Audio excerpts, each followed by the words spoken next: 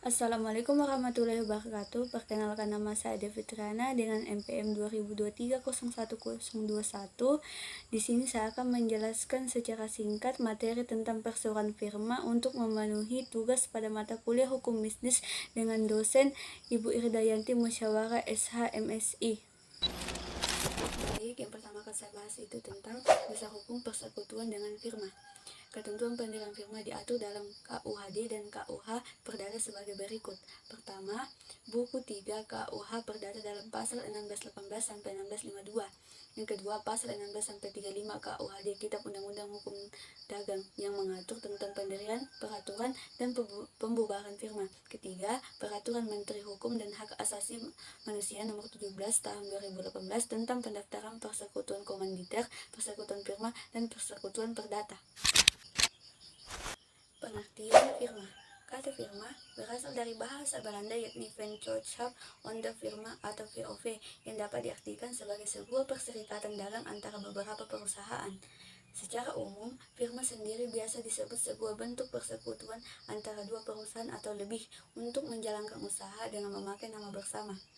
Dalam pembagian kepemilikan sebuah firma dimiliki oleh beberapa orang atau perusahaan yang bersekutu dengan ketentuan masing-masing anggota persekutuan menyerahkan kekayaan pribadi sesuai yang tercantum dalam akta pendirian perusahaan.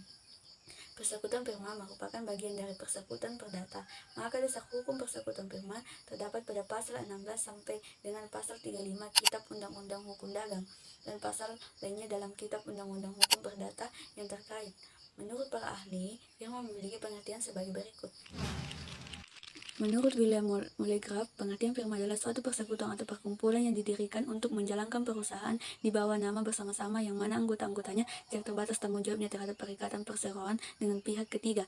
Menurut Wery, pengertian firma adalah perseroan yang menjalankan suatu perusahaan di bawah nama bersama yang tidak sebagai perseroan komanditer.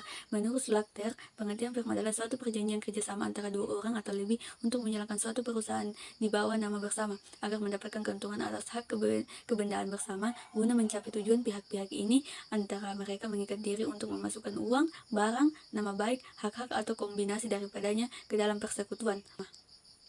Dan yang terakhir itu menurut Undang-Undang Hukum Dagang RI, pengertian firma adalah tiap-tiap perikatan yang didirikan guna menjalankan suatu perusahaan yang dibawahi oleh suatu nama bersama. Jenis-jenis firma yang ada di Indonesia yaitu: pertama, firma dagang trading partnership.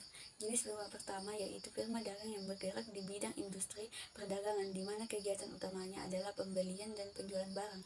Contoh firma dagang yaitu Nike, Ross, Diadora, dan lain-lain.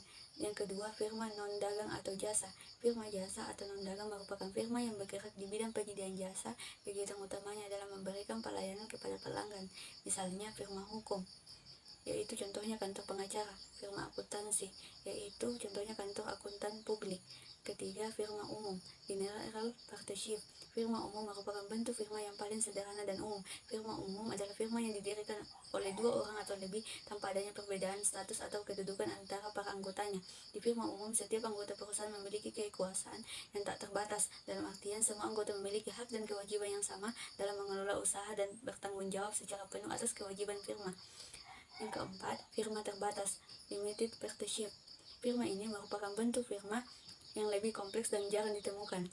Firma terbatas adalah firma yang didirikan oleh dua jenis anggota, yaitu sekutu aktif, general partner, dan sekutu pasif, limited partner. Sekutu aktif adalah anggota yang bertindak sebagai pengurus dan memiliki tanggung jawab tidak terbatas atas kewajiban firma.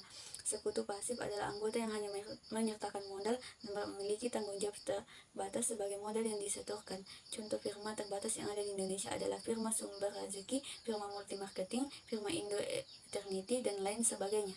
Nah, itu tadi yang bisa sedikit saya sampaikan, kurang lebihnya mohon dimaafkan. Wassalamualaikum warahmatullahi wabarakatuh.